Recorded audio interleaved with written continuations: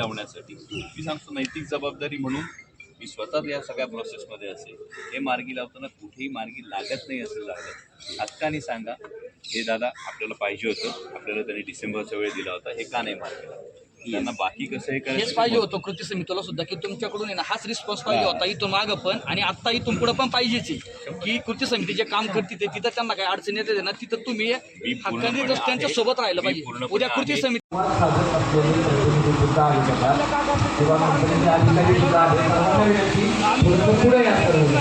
आपण आजच्या आंदोलनाची काही भूमिका स्पष्ट करू. त्यांना पुढे येऊ द्या सर्वांना. आंदोलनासाठी आलेले सर्वांनी थोडा वेळ पुढे या. आजच्या आंदोलनाचा आपल्याला सर्व विषय व्यवस्थित मांडायचे आहे सर्वांसमोर. हे आंदोलन तुमच्या सर्वांमुळेच यशस्वी झालेले आणि आपल्या ठरलेल्या योजनेप्रमाणे आतापर्यंत सगळं व्यवस्थित चाललेले. म्हणून सर्वांना विनंती, तुमच्यापासून काही लपून राहायला नाही पाहिजे काही गोष्टी. या अनुषंगाने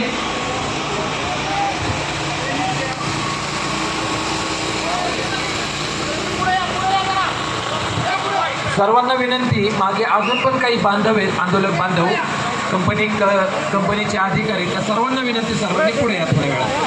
आपण हा सगळा मुद्दा एक सगळ्यांच्या भावना घेतलेल्या आहेत. आपण सर्वांनी आपापली मतं व्यक्त केली. आता आपल्याला काहीतरी याच्यातून निष्कर्ष निघाला पाहिजे आणि तो काय असला पाहिजे, आपल्या सगळ्यांना समाधानकारक आहे का? आज एवढं लांबून आपण सगळेजण आलो, ते काय टंगळमंगळ करायला आलो का? तर ह्या सगळ्या गोष्टींवर प्रकाश टाकायचा आहे. म्हणून सर्वांना विनंती, थोडंसं अजून पण मागं कोणी बांधव असतील त्या सर्वांनी थोडंसं पुढे या आणि मागं थोडा वेळ बसलात तर बरं होईल. कृपया विनंती सर्वांना, बसलात तर अजून बरं होईल.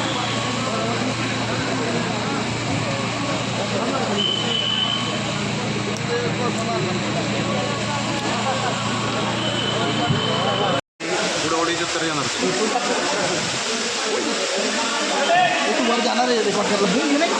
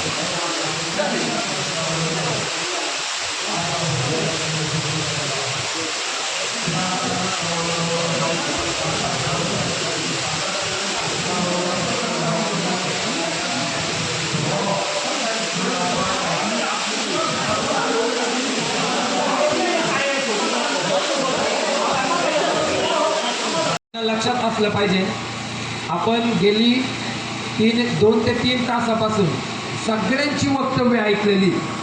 सगळ्यांनी, फार कंपनीचे सर्व कर्मचारी किंवा अधिकारी किंवा सर्वसामान्य लोकप्रतिनिधी किंवा सामान्य चाकणकर किंवा त्या चाकणमध्ये राहिला नाहीये तरी पण आजूबाजूला राहून त्यांना दररोज चाकण MIDC मध्ये यावं लागतं आणि त्या MIDC मध्ये येताना त्यांना फक्त आणि फक्त रस्त्यामुळं ज्या गोष्टीचा त्रास होतो तो सर्व गेली अनेक वर्ष आपण सहन करतोय. त्याच्यावर कुठंतरी काम झालं पाहिजे म्हणून आपण कृती समितीच्या माध्यमातून हा लढा उभा केला. त्या लढ्यामध्ये सर्वांना विनंती, कृपया विनंती की या चालू घडामोडीला कुठं डिस्टर्ब व्हायला नको यासाठी तळतळ करतोय, म्हणून कृपया ऐकून घ्या. कृपया विनंती, इथं कोण आम्ही समजण्यासाठी काम करत नाही. कृती समितीबद्दल मगाशी आरोप लागला गेला. ऑफलाईनमध्ये रिस्क आहे तर ती रिस्क टाळली पाहिजे.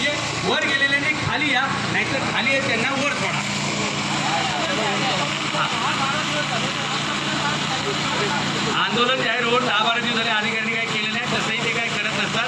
3 रुपये किलो डांबर असतंय गट्टू आणि हॉट मिक्स 28 रुपये किलो असतंय. हे सुद्धा यांना भरता येत नाही. यांचे खिसे भरूनच होत नाहीये. हे मेल्यावर घेऊन जाणारे थडगीच्या थडगी थाप्याच्या थाप्या काय करतात काय कळत नाही बिंडोले. तरी मगाची चर्चा झाल्याप्रमाणे आपले सर्व सन्मान्य आजी माजी लोकप्रतिनिधी आमरण उपोषणाला बसणार आहेत. त्यांच्यासाठी मी सुद्धा एक दिवस लाक्षणिक उपोषणाला तुमच्यावर येणार आहे. आपण सगळे बसणार आहात ना? आपण चक्री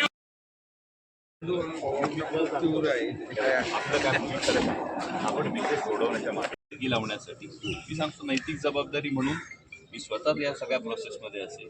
हे मार्गी लावताना कुठेही मार्गी लागत नाही असं झालं. हक्काने सांगा हे दादा आपल्याला पाहिजे होतं. आपल्याला त्यांनी डिसेंबरचा वेळ दिला होता. हे का नाही मार्गी लावलं? त्यांना बाकी कसं हे हेच पाहिजे होतं कृती समितीला सुद्धा की तुमच्याकडून आहे ना हाच रिस्पॉन्स पाहिजे होता इथून मागं पण आणि आता इथून पुढे पण पाहिजेच की कृती समिती जे काम करते ते तिथं त्यांना काही अडचण येते ना तिथं तुम्ही हक्काने त्यांच्या सोबत राहिलं पाहिजे. उद्या कृती समितीने जरी निर्णय घेतला ना की आमरण उपोषणाला बसायचं तुम्ही तिथं तुम्ही पाहिजे.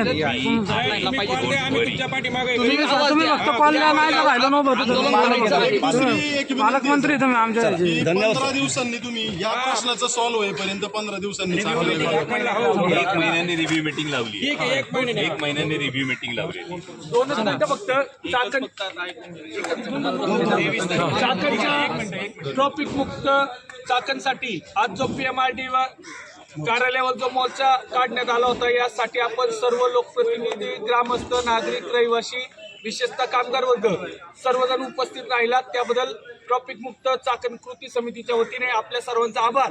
परंतु काल रात्री प्रतीकदादांनी सांगितल्या पद्धतीने आपले चाकण नगर परिषदेचे विरोधी पक्ष नेते नगरसेवक आणि आपल्या सर्वांचे मार्गदर्शक ज्यांनी काल शेवटच्या श्वासापर्यंत प्रतीकदादांना दूरध्वनीवर संपर्क साधून आजच्या कार्यक्रमाची माहिती घेतली होती आणि काही सहकार्य केलं होतं, देणगी केली होती.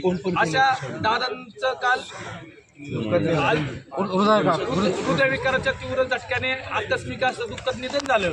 आपण सर्वजण दादांना या ठिकाणी भावपूर्ण श्रद्धांजली समर्पित करण्यासाठी आपल्या पायातली पात्राने या ठिकाणी बाजूला ठेवून भावपूर्ण श्रद्धांजली समर्पित करूया.